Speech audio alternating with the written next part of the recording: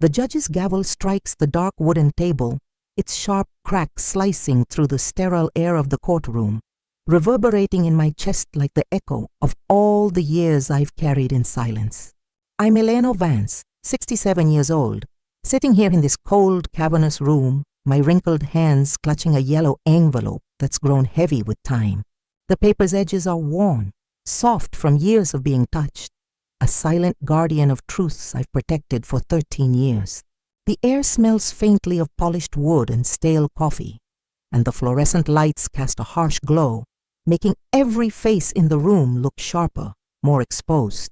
My heart pounds so fiercely I'm sure it's audible. A traitor giving away my nerves.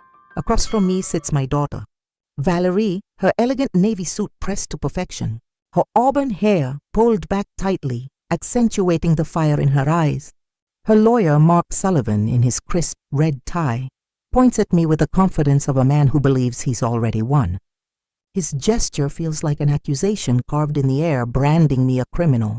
Valerie's gaze burns with a rage I can't fully grasp. Or maybe I understand it too well, a mirror of the hurt we've both buried. Her hands fidget with a pen, the slight tremble betraying the composure she's trying to project. Behind her, Mark shuffles papers, his movements precise, his face smug with the certainty of someone who thinks truth is on their side. Your Honor, Valerie says, her voice steady but quivering at the edges, like a taut string about to snap. My mother has had my children for 13 years without my consent. This constitutes unlawful retention of custody. I never authorized her to keep them permanently. The phrase unlawful retention lands like a blade, slicing through the fragile armor around my heart. It lodges deep where I've stored every sleepless night, every tear shed for her children, my grandchildren. The courtroom murmurs, a low hum of judgment from strangers who don't know the weight of those years. I turn to look at my grandchildren. Arthur, 20, Emily, 18, and Andrea, 16, sitting in the third row. Their faces are pale, eyes wide with confusion, as if they're watching a tragedy unfold in a language they don't speak. Arthur's jaw is tight, his hands clasped so hard his knuckles are white. Emily's lips tremble, and Andrea hugs herself, her fingers digging into her arms, just as she did when she was a frightened toddler. Judge Theodore Mason, with his gray hair and weary eyes, peers at me over his wire-rimmed glasses, his expression unreadable yet heavy with expectation. Mrs. Vance, he says, his voice measured, how do you respond to these allegations? My fingers tighten around the yellow envelope, its contents a lifeline and a wound I've guarded for over a decade. Your Honor, I say, my voice steadier than I feel, I didn't take anyone unlawfully. I raised the children my daughter left on my doorstep. The words feel like a confession and a defense, raw and unyielding. Valerie shoots up from her seat, her chair scraping against the floor. That's a lie, she shouts, her voice cracking. I never abandoned them. I had mental health issues. I needed temporary help. Her lawyer places a calming hand on her arm, guiding her back down, but her eyes never leave mine, blazing with a mix of guilt and defiance. Mark Sullivan clears his throat, his tone smooth but calculated. Your Honor, my client was hospitalized for severe postpartum depression and required urgent medical treatment. Mrs. Vance exploited that vulnerability to retain custody and alienate the children from their biological mother. The accusation stings, a twist of the knife, as whispers ripple through the courtroom. Some spectators nod, their faces set in premature judgment, as if they've already cast me as the villain. But I know the truth. I've lived it in the quiet moments, waking at dawn to soothe fevers, bandaging scraped knees, holding them when they cried for a mother who never came. Mrs. Vance, the judge says, his tone softening, I understand caring for your grandchildren must have been challenging. But if the biological mother is seeking to regain custody, I interrupt, my voice sharper than I intended, fueled by years of pent-up resolve. With all due respect, Your Honor, there are facts this court needs to consider before any decision is made. I raise the yellow envelope, its faded color stark against the courtroom's cold light. The gesture is simple, but Valerie's eyes widen, a flicker of fear crossing her face. Here, I say. I have evidence that will clarify this case entirely. The judge leans forward, his curiosity piqued. What kind of evidence? Proof, I reply, my voice steady, carrying the weight of what's about to be revealed. Of what really happened 13 years ago, and why my daughter is here today. Not out of maternal love. Valerie's face drains of color, her hands gripping the edge of the table. Mom, please, she whispers, her voice barely audible. Don't do this. Do what, daughter? I ask, locking eyes with her. Tell the truth. Mark Sullivan clears his throat, his confidence wavering. Your Honor, Mrs. Vance is attempting to distract from the core issue. Past events don't alter my client's legal rights to her children. I turn to Valerie, my gaze unwavering. On the contrary, I say, this evidence explains exactly why we're here. Why, after 13 years of silence, no support, no contact, my daughter suddenly appears with a lawyer. The room falls silent, the air thick with tension, like the stillness before a storm. I hear the uneven breathing of my grandchildren behind me, the faint rustle of papers as Sullivan shuffles them nervously. Mrs. Vance, the judge says, his eyes narrowing. Are you alleging hidden motives in this custody petition? I'm not alleging, Your Honor, I reply, my voice steady now. I'm stating it. It's all documented here. My eyes meet Valerie's, and I see the same guilty look she had as a child when caught sneaking cookies from the jar. Mom, she whispers, her voice breaking. Please think about what you're doing. I've had years to think, I say, my tone firm but laced with sorrow. Years of caring for your children, attending school meetings alone, waiting for a call that never came. Judge Mason taps his gavel lightly, restoring order. Mrs. Vance, are you prepared to submit this evidence?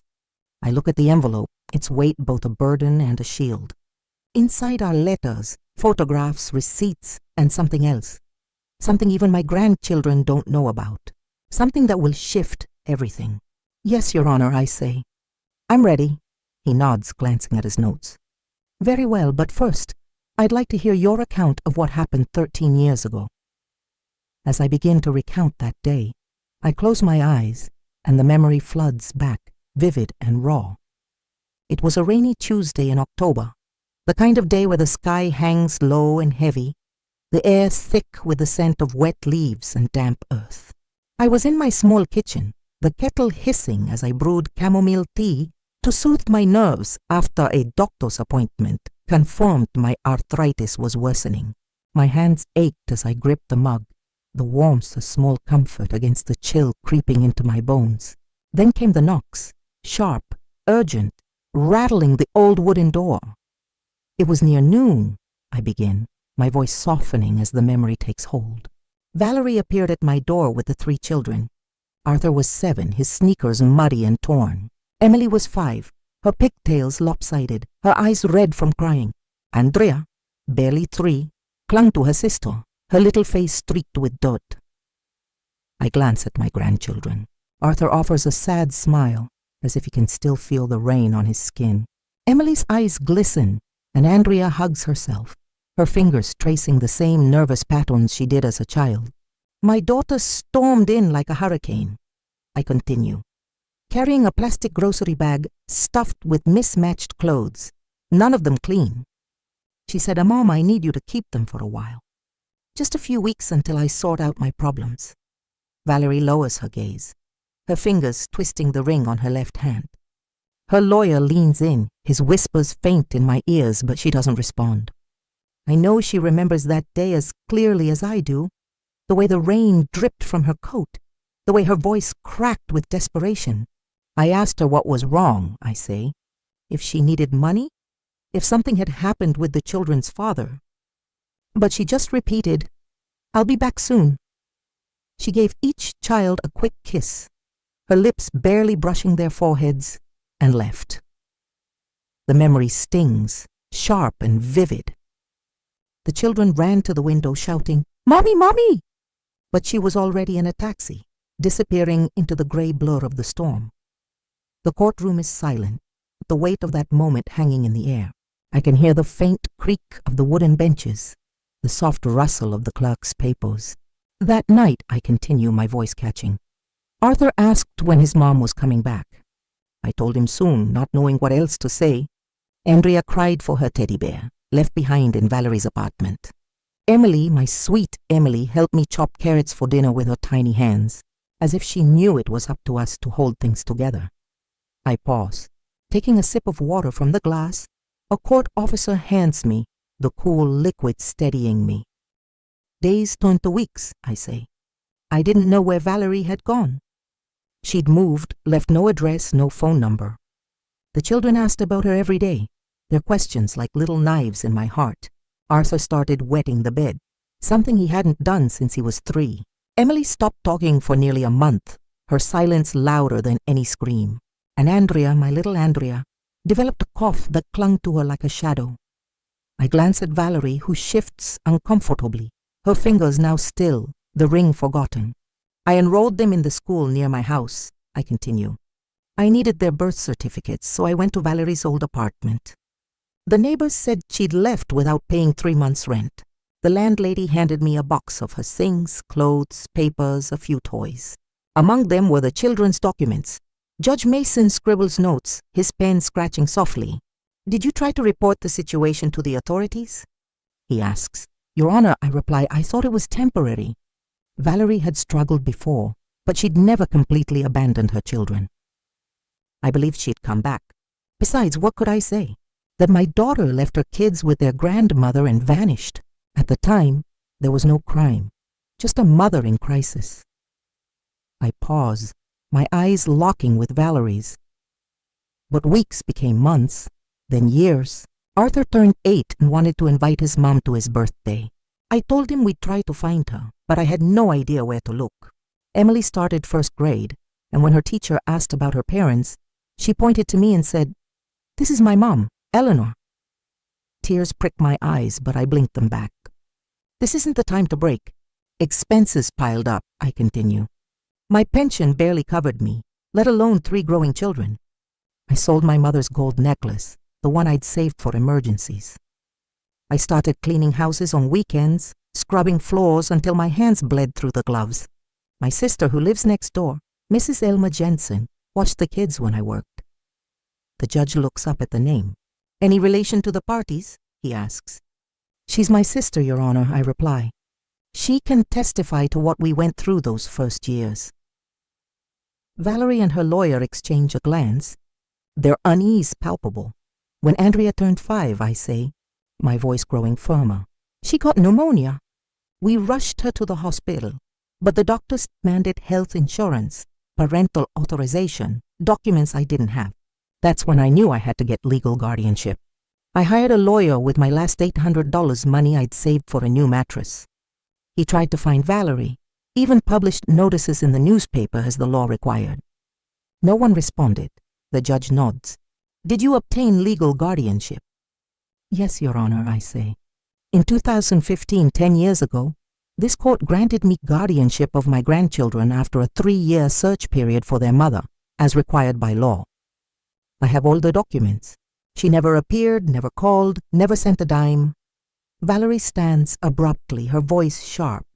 "I was sick. I had depression. I couldn't take care of them." The judge raises a hand. "Please sit down, Mrs. Vance." He turns to me. "Continue." "The children grew up with me," I say, my gaze softening as I look at them. Arthur graduated high school with honors.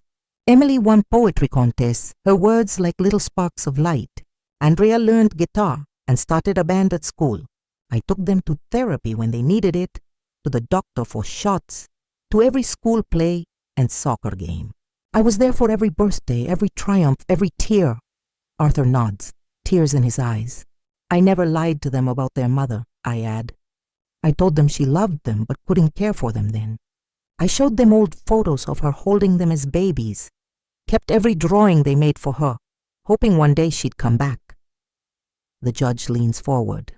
"And they had no contact with her in all these years?" "Not once, Your Honor," I say, "until 3 months ago, when she began inquiring about the children's inheritance. 2 months ago, She appeared at my door with a lawyer filing a custody petition. A week ago she called me, her first direct call in 13 years. The judge's eyes narrow. 3 months? What prompted her return after 13 years? I smile faintly, knowing this is the moment Valerie dreads. I lift the yellow envelope. The answer, Your Honor, is in these documents. He extends his hand. Mrs. Vance, please approach and submit them to the clerk for review. I stand slowly, my knees creaking with arthritis, but my resolve is ironclad. I walk to the stand, the envelope pressed to my chest, hearing Valerie's heels tap nervously on the floor. Your Honor, Mark Sullivan interjects, rising. I request that the defense review any evidence before it's presented. Granted, the judge replies. Mrs. Vance, hand the documents to the clerk. I open the envelope with care, as if it holds fragile glass. My fingers steady, carrying the weight of truth about to be unveiled. Inside are photographs, letters, receipts, and a secret even my grandchildren don't know. Let's start with these, I say, pulling out a bundle of photos tied with a red ribbon. These are from the day Valerie left the children with me. The clerk passes the photos to the judge, who examines them, his face growing grim. Describe these images, Mrs. Vance. The first shows Arthur in torn, dirty clothes, his shoes with holes in the soles, I say. The second is Emily, with dried food on her face, her hair matted. The third is Andrea, in a diaper that hadn't been changed in hours. Valerie covers her face, shaking her head as her lawyer leans close, speaking softly. I took these photos, I continue, not to use against her, but because a nurse neighbor advised me to document everything. The judge hands the photos to Sullivan, who reviews them quickly, his jaw tightening.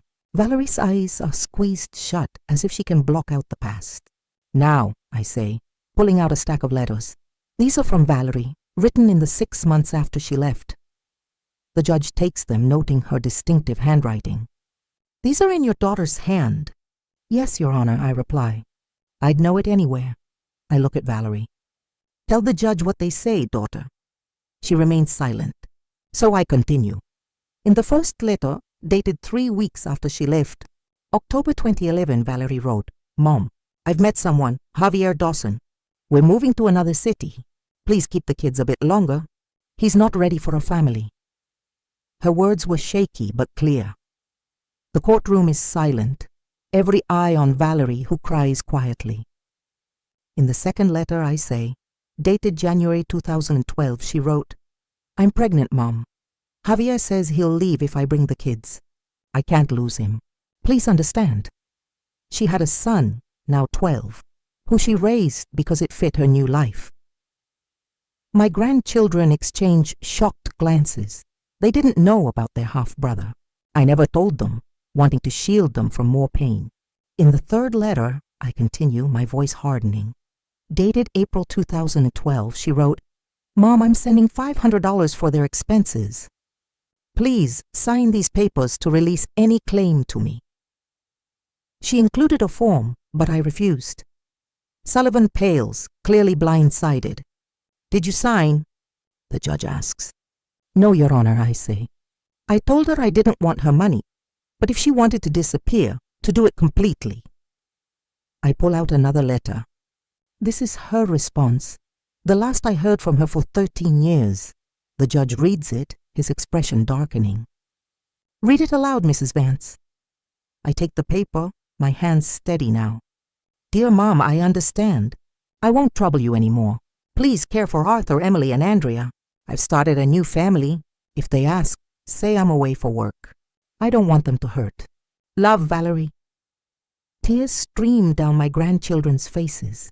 Arthur starts to rise, but Emily stops him, gripping his arm. For 13 years I respected that, I say. I never contacted her. I raised her children with love with every penny I had, hoping she'd return for the right reasons.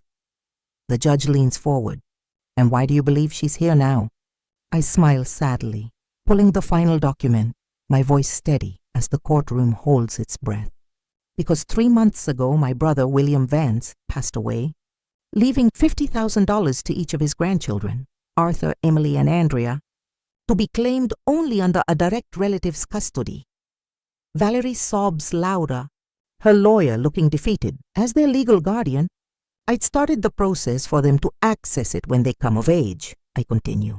This report shows that 3 months ago, Valerie learned of the inheritance and hired Mr. Sullivan 2.5 months ago to investigate and pursue custody. 2 weeks later, I hired a licensed investigator to protect the children's interests after noticing her inquiries. Sullivan stands. Objection! This is an unauthorized investigation. It's legal, I counter calmly. I hired a licensed investigator when Valerie's actions raised concerns. The judge taps his gavel. Order! Mrs. Vance, anything else in that envelope?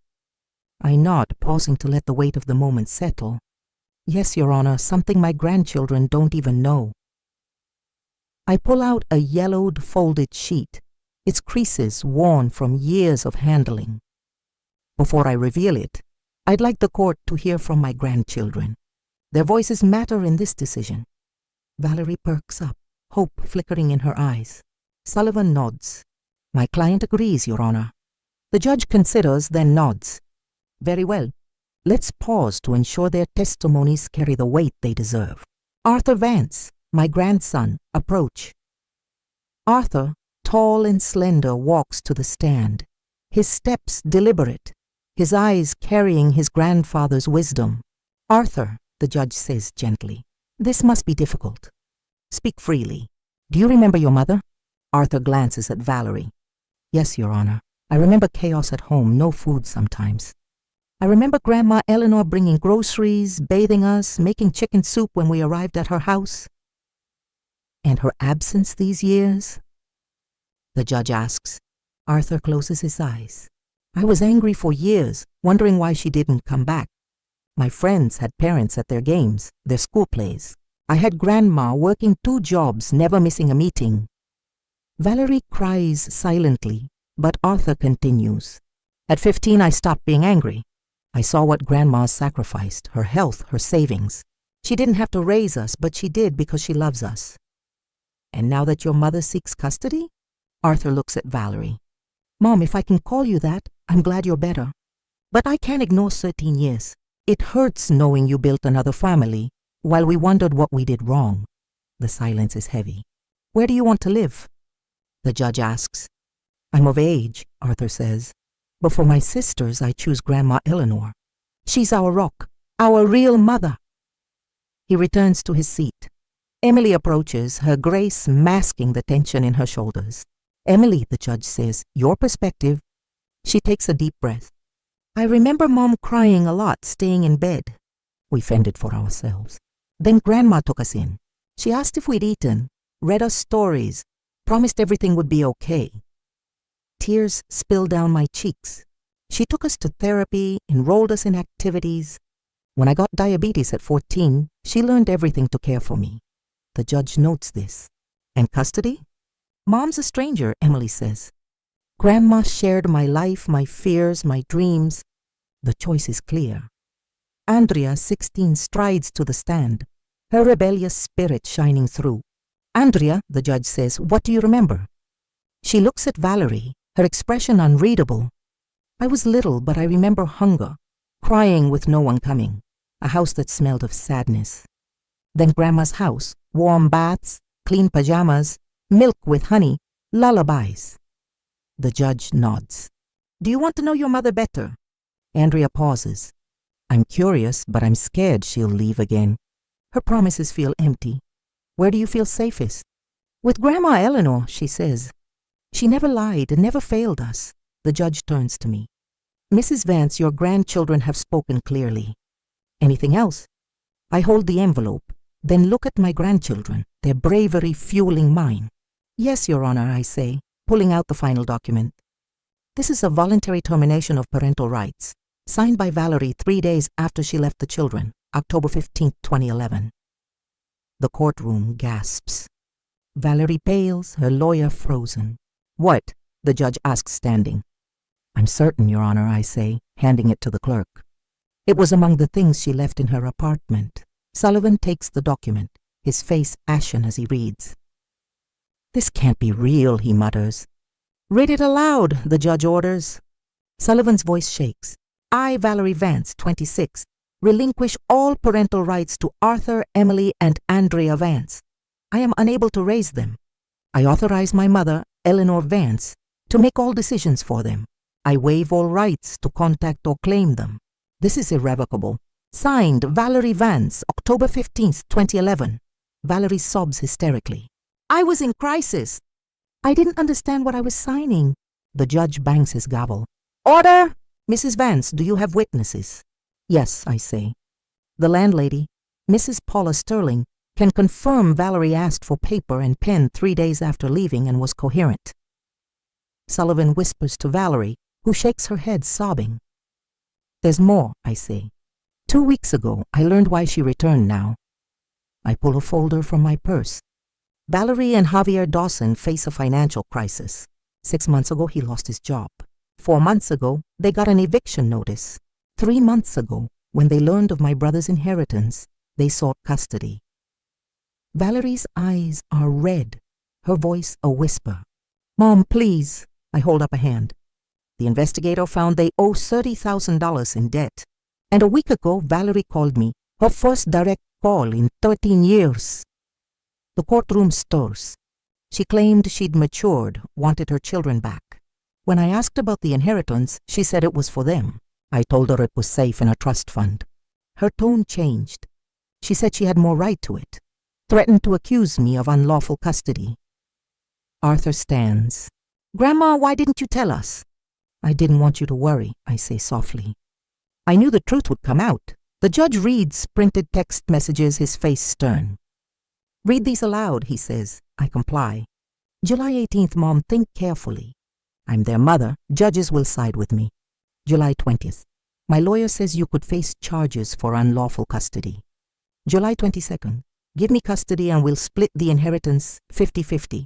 Force a trial and I take everything. Valerie collapses, silent. Do you confirm these messages? The judge asks. She nods, sobbing. Your Honor, I say, I'm not seeking revenge. I understand Valerie's struggles as a young mother, but I can't accept her returning for money after abandoning them. The judge nods. What do you request? Permanent guardianship of my minor grandchildren. Rejection of Valerie's custody petition, and a 5-year restraining order unless they choose contact as adults. Valerie cries, You can't take them forever. You gave them up 13 years ago, I reply. I'm protecting what you abandoned. The judge calls a 30-minute recess. My grandchildren surround me, their arms a warm cocoon. Why didn't you tell us about the renunciation? Andrea whispers. I wanted you to form your own views without hatred, I say, stroking her hair. Arthur squeezes my hand. You said she might come back. I hoped she would, for the right reasons, I reply. Valerie approaches, her steps hesitant. Mom, can we talk privately? She asks, her voice small. I've changed. Have you? I ask. Or is it the money? She admits both, confessing Javier's ultimatum about the inheritance. You haven't changed, I say sadly. You're still choosing a man over your children. Back in court, the judge rules. Permanent guardianship to Mrs. Eleanor Vance. A 5-year restraining order against Mrs. Valerie Vance. Her custody petition is denied. Valerie collapses. Will you ever forgive me? She whispers. I touch her cheek. I forgave you long ago, but I won't let you hurt them again. 3 months later, I'm in my kitchen, Andrea practicing guitar in the golden evening light. Arthur's in college. Emily works at a bookstore. Peace has settled over us. My sister, Mrs. Elma Jensen, brings tamales and news. Valerie's trying to appeal, but has no grounds. Javier left her taking their son. She's struggling working nights. I visit her with groceries, finding her frail in a run-down apartment. You didn't lose your children, I tell her. You abandoned them. Change starts with truth. A year later, Valerie's in therapy, working a stable job, showing signs of growth. Andrea asks if she'll ever want to meet her. That's your choice, I say. I'll support you either way. My grandchildren thrive, proof that love and boundaries can coexist. I don't hate Valerie, but I don't excuse her. Justice isn't punishment, it's consequences. And I sleep soundly knowing I chose love. Have you ever had to walk away from someone you loved to find yourself? Share your story in the comments. I'm listening.